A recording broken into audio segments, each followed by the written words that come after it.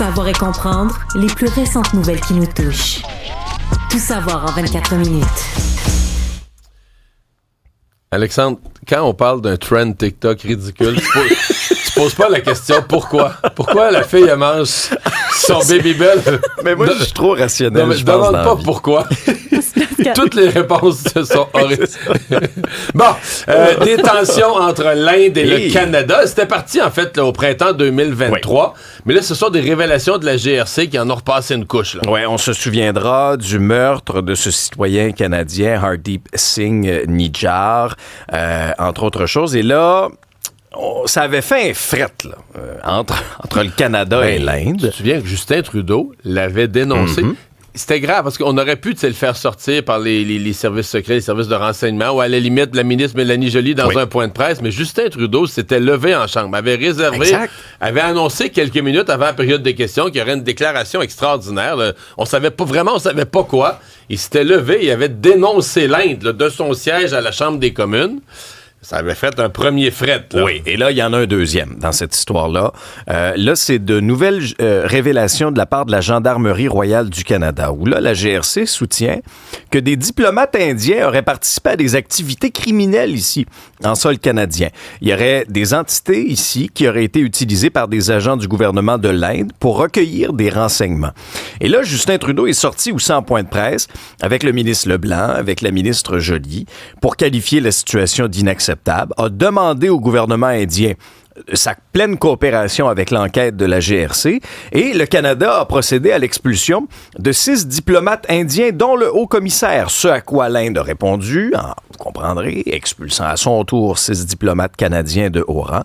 Et il y a eu toutes sortes de réactions, entre autres. Quand on dit le haut-commissaire, pour les gens moins familiers, c'est que pour des pays comme le Royaume-Uni, les pays de tradition britannique, c'est l'ambassadeur. Là. On n'utilise pas le mot ambassadeur dans ces pays-là, c'est le haut-commissaire. Juste pour situer les gens que c'est le plus haut diplomate. Là. Exactement. Alors, tu sais, l'image est quand même assez forte. Réaction... Vraiment, le mot là, persona non grata au Canada, on utilise le mot là, persona non grata, donc expulsé du Canada. Ouais. Réaction aussi du NPD et des conservateurs qui ont réagi. Bon, d'une part, Pierre Poilievre est préoccupé par ce qui se passe, par des informations qui doivent absolument être prises au sérieux, alors que Jagmeet Singh, lui aussi, est inquiet de la situation et pense que le Canada détient depuis longtemps des preuves crédibles de l'implication du gouvernement indien dans le meurtre de Hardeep Singh Nijjar. Je te fais entendre, Mario, les commentaires de Justin Trudeau. Je crois que l'Inde a fait une erreur monumentale en choisissant d'utiliser leurs diplomates et le crime organisé pour attaquer les Canadiens, pour venir faire sentir les Canadiens pas en sécurité ici chez eux et encore plus pour créer des actes de violence et même des homicides. C'est inacceptable. Deux remarques. D'abord, pour les gens moins familiers avec l'Inde et sa politique et son histoire, des gens comme ce monsieur qui est assassiné, c'est un séparatiste sikh. Ici, au Canada, il est considéré comme un militant, un citoyen honorable avec tous ses droits et militant pacifique. En Inde, il est considéré comme un terroriste. Là. Par le gouvernement indien, il était listé sur une liste de terroristes. Mais évidemment, de venir l'abattre, c'est une chose en Inde. Est-ce qu'il pourrait être arrêté là-bas? Est-ce qu'ils ont des preuves contre lui? On ne sait pas, mais tu peux pas le faire assassiner sur le territoire d'un autre pays, là, une fois qu'il est devenu citoyen d'un autre pays. Bon. Maintenant, pour le Canada, c'est toute une complication, parce que 3 choses sur l'Inde. 1, c'est le pays le plus populeux du monde. Ce n'est plus la Chine maintenant, c'est l'Inde. 1. 2, c'est un des pays qui a le développement économique le plus phénoménal, là. Je pense qu'on dit que l'Inde gradue annuellement dans ses universités autant d'ingénieurs qu'on en a total au Canada. De l'âge de 21 ans à 75 ans. Donc, ce qu'on a, nous, dans tout le pays, peut-être que je me trompe, mais globalement, c'est juste pour donner un ordre de grandeur. Les autres, c'est une cohorte. Oui, c'est une cohorte d'une année. C'est juste pour donner une idée, parce que là, tu as un pays d'1,5 milliard d'habitants là, qui commence à avoir un développement économique plus soutenu, de l'aide d'éducation. Donc, c'est un pays en explosion, en émergence. 3, le Canada a déjà des problèmes avec la Chine. Quel est le seul autre pays qui pouvait faire contrepoids dans la région Asie-Pacifique? C'est l'Inde.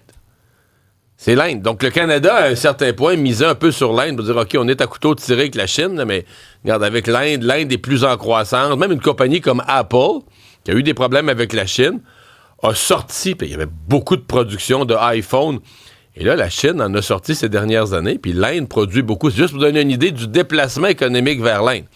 Juste que si c'est le Canada, qui est déjà pas un énorme pays sur Terre avec une crédibilité limitée, c'est un méchant problème une fois que tu es à couteau tiré avec la Chine et l'Inde. Ben, je comprends. Méchant problème. Ben oui, je comprends. Alors comment? Ben, en même temps, je suis pas en train de dire qu'on aurait dû laisser passer un acte comme ça.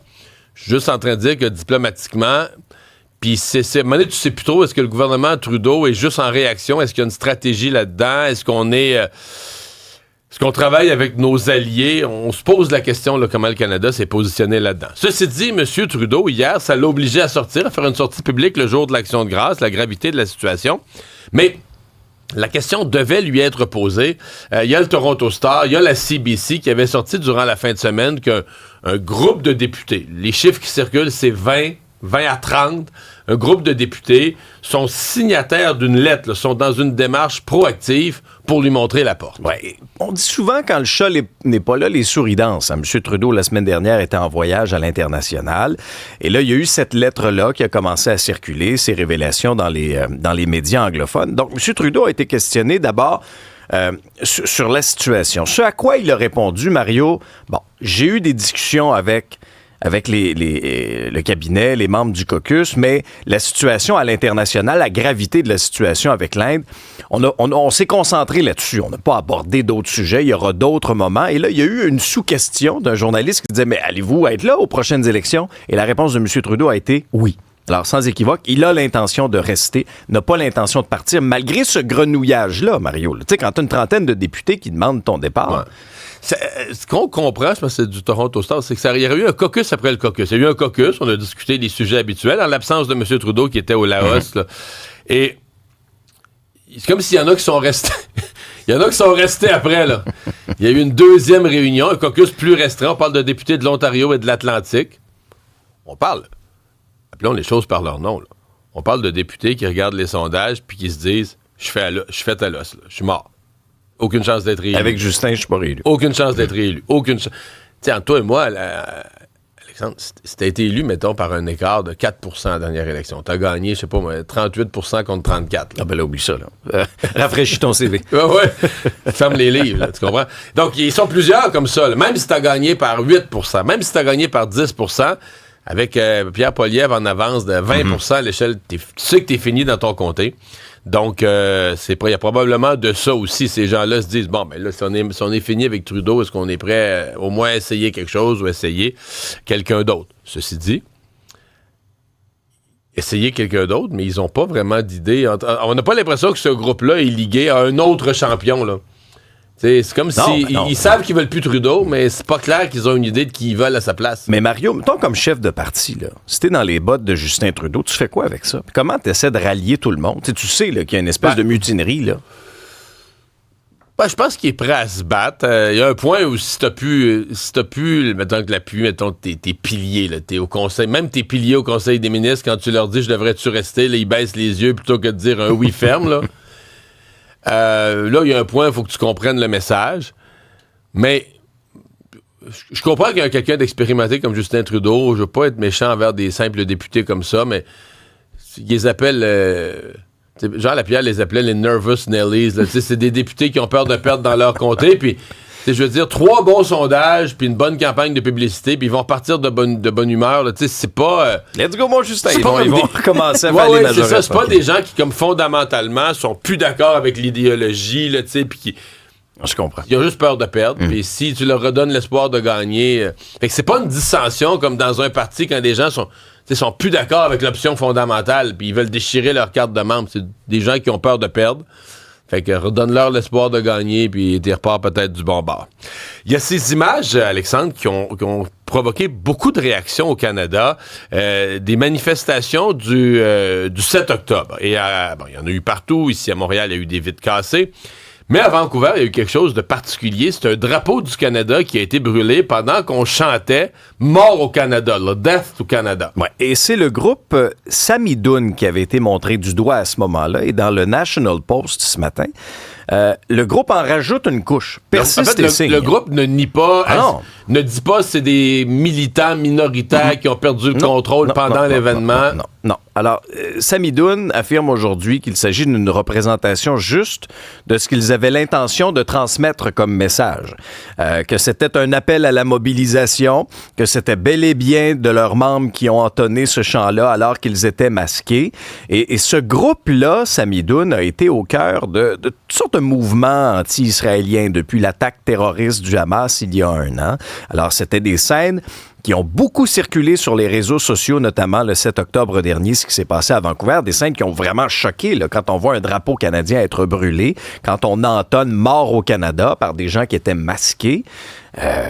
Des gens qui, pour plusieurs, sont venus vivre au Canada, là, ont choisi le Canada. Puis là, mort. Écoute, d'un groupe aussi, je lisais qu'ils ont perdu... Par exemple, leur compte Instagram, ils sont considérés non pas par les gouvernements, mais même par les gestionnaires des réseaux sociaux comme des gens faisant l'apologie du terrorisme, qu'on ne peut pas laisser diffuser sur la place publique. Je sais qu'il y a une normalisation là, des appels à la violence, mais entre toi et moi, dans toutes ces craintes qu'on a de terrorisme au Canada, puis que tout ça conduise à des actes terroristes, je dis au Canada ou ailleurs en Occident, que tout ça conduise à des actes terroristes, de laisser des groupes crier « Mort au Canada », je veux dire, t'es à la limite d'un appel à la violence d'un... Je comprends. Malaise, là, vraiment. Mais bon, tout ça semble correct. Il n'y a pas eu d'arrestation sur place ce jour-là. Tout ça semble accepté au Canada. Elle est où la ligne avec l'incitation à la haine? Puis avec, on a vu des scènes dans des manifestations à Montréal. Elle est où la ligne? Je peux pas te répondre parce que je la perds de vue tellement elle se déplace. Ben oui. De mois en mois, d'année en année, on a l'impression que la ligne se déplace. On pète des vitres, on vandalise des commerces. C'est rendu banal. On brûle des drapeaux ailleurs. Ça aurait pu être pire. Il n'y a pas eu de policiers blessés, ça aurait pu être pire. Non, mais c'est vraiment... Mais ce sera quoi la suite si on sévit pas? Je sais pas. Mais t'as raison de poser la question. La ligne se déplace. C'est de plus en plus l'inacceptable devient acceptable. Est-ce qu'il y a une certaine hypocrisie au Québec? Parce que théoriquement, on dit toujours le privé en santé, pas trop. Mais quand on va demander individuellement à la population... Pas une position idéologique, une position pratique. Avez-vous eu recours aux services privés en santé? Fascinant ce sondage léger-là dans le journal ce matin où lorsqu'on pose la question au cours des 5 dernières années, donc de 2019 à aujourd'hui, est-ce que vous avez payé ou est-ce que vous avez utilisé une assurance privée pour recevoir des soins médicaux au Québec? Dans 42% des cas, Mario, la réponse est oui. C'est quasiment la moitié. C'est quasiment la moitié de la population. Avant 2019, aviez-vous payé ou utilisé une assurance privée? Ah, là, c'était non à 70%. Alors, il y a eu comme un avant, un après 2019, avec l'arrivée aussi de la CAQ au pouvoir, on se souviendra, en 2018. Ouais, mais avec aussi, je pense, une certaine impatience par rapport aux services qui sont pas disponibles. Et je pense aussi, on l'oublie, mais avec un peu un mélange de changement de mentalité. Je pense que les personnes très âgées, d'abord, qui ont moins de moyens financiers, qui décèdent de ça, puis les jeunes qui arrivent à 18-20 ans, sont peut-être plus prêts, plus enclins. En tout cas, c'est mon impression de dire, mais là, regarde, si on a un moyen, le système marche pas, on va s'organiser pour avoir des services. Mais encore faut-il avoir les moyens. C'est hyper important. Puis il y a toute la question de la perception. Est-ce que vous avez l'impression que l'accès aux soins de santé s'est amélioré depuis 5 ans? Dans 56% des cas, Mario, les gens pensent que c'est pire. Alors, t'as pas d'accès aux soins de santé. Tu payes pas moins d'impôts, hein? Ah non, je te dis que... Puis il y a une grande partie du budget qui va à la santé. En fait, c'est le part principal. Mais il faut comprendre que le privé, tout ce qui est privé en santé, c'est pas déductible d'impôts. Donc, non. C'est comme des parents qui envoient leurs enfants à l'école privée. Là. Tu payes 100% de tes impôts. T'as pas de rabais de rien. Tu payes 100% de tes impôts. Donc, théoriquement, t'aurais déjà payé pour tes services. Mais parce que tu vas aller chercher quelque chose d'autre, quelque chose de plus, là, tu repayes. Mais en fait, c'était un de mes amis qui m'avait résumé ça de même. Il dit, on paye les impôts d'un pays socialiste, on n'a plus les services, puis quand on veut les services, il faut qu'on repaye. Non, mais quand on veut avoir des vrais services, il faut qu'on repaye. C'est un peu ça que c'est devenu le Québec.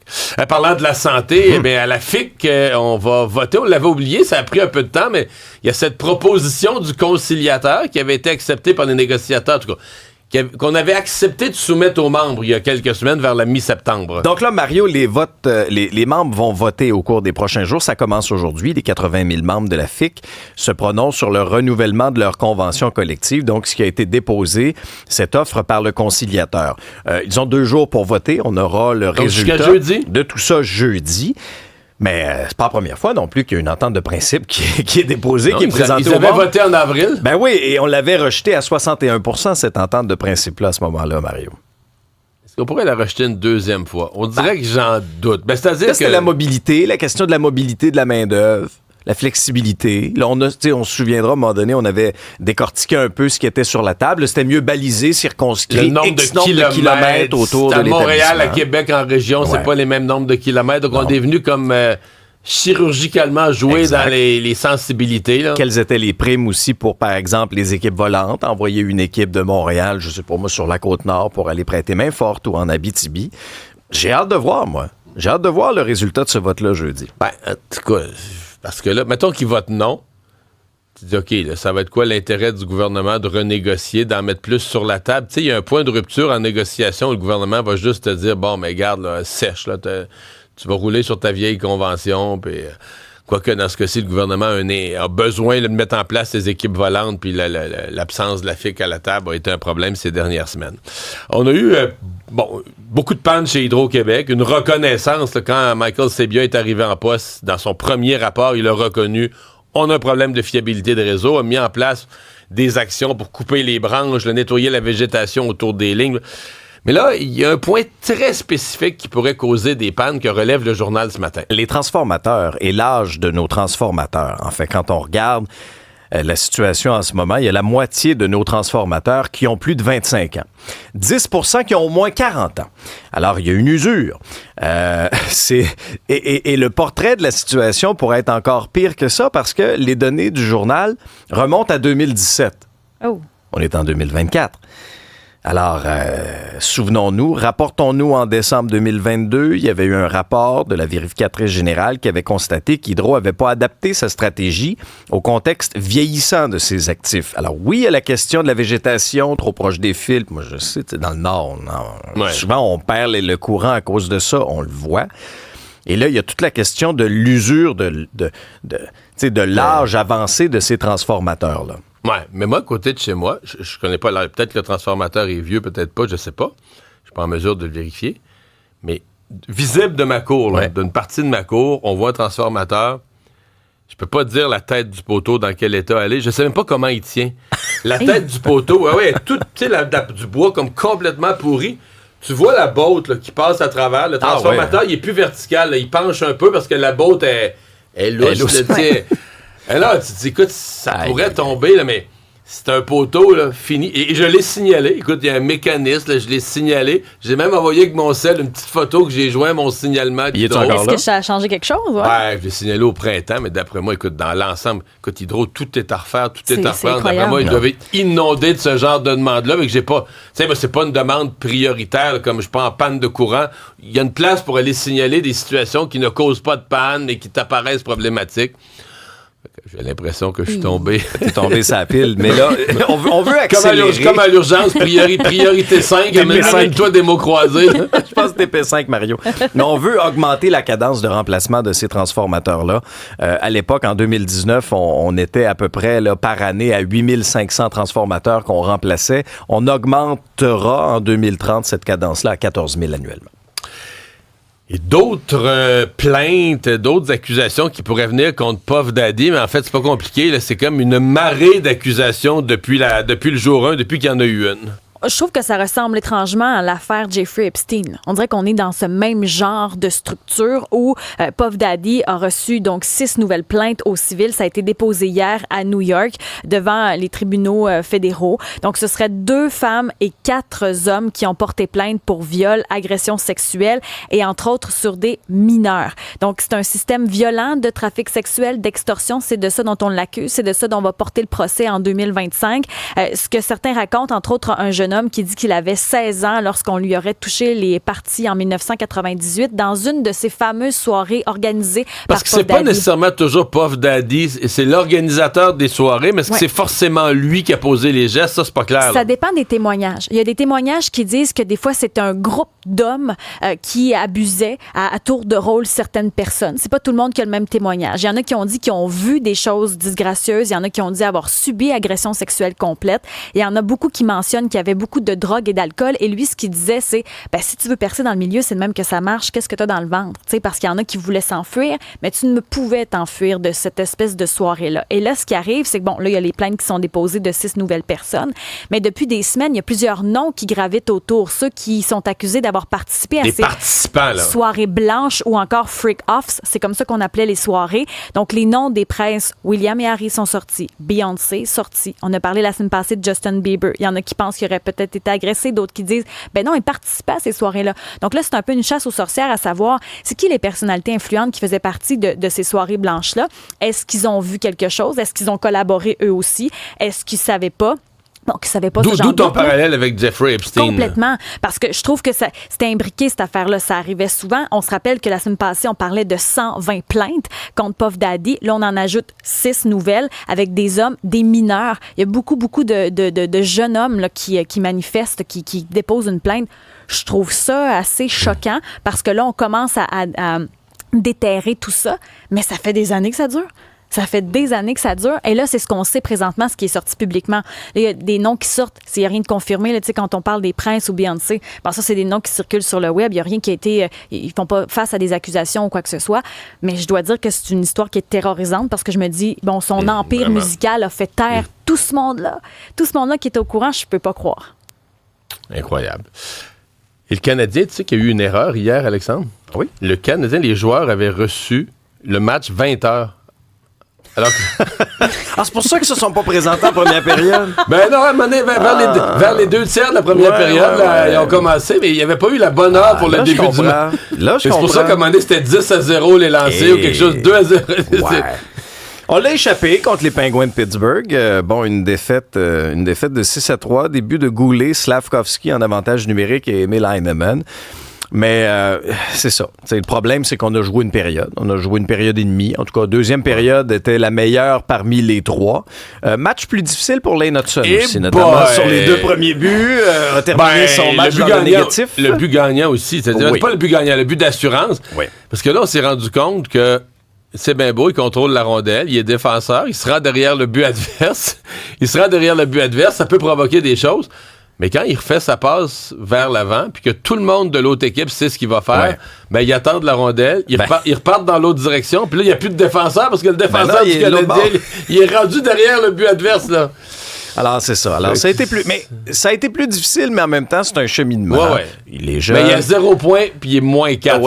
Il était sur le jeu quasiment pour tous les buts des Pingouins. Là. Sur une note un peu plus positive, Mario, une belle victoire des Alouettes de Montréal, 19-12 contre le Rouge et Noir d'Ottawa. Puis après le match, les Alouettes sont allés aussi servir des repas à la mission Bon Accueil. Ça, c'est une tradition qui a été instaurée à l'époque d'Anthony Calvillo. C'est très, très bien. Il reste 2 matchs au calendrier des Alouettes. Samedi contre les Lions en Colombie-Britannique. Et on termine ça contre les Blue Bombers de Winnipeg qui vont être en ville le 26 octobre avant les séries. Mais l'actualité en moins de 24 minutes, c'est mission accomplie.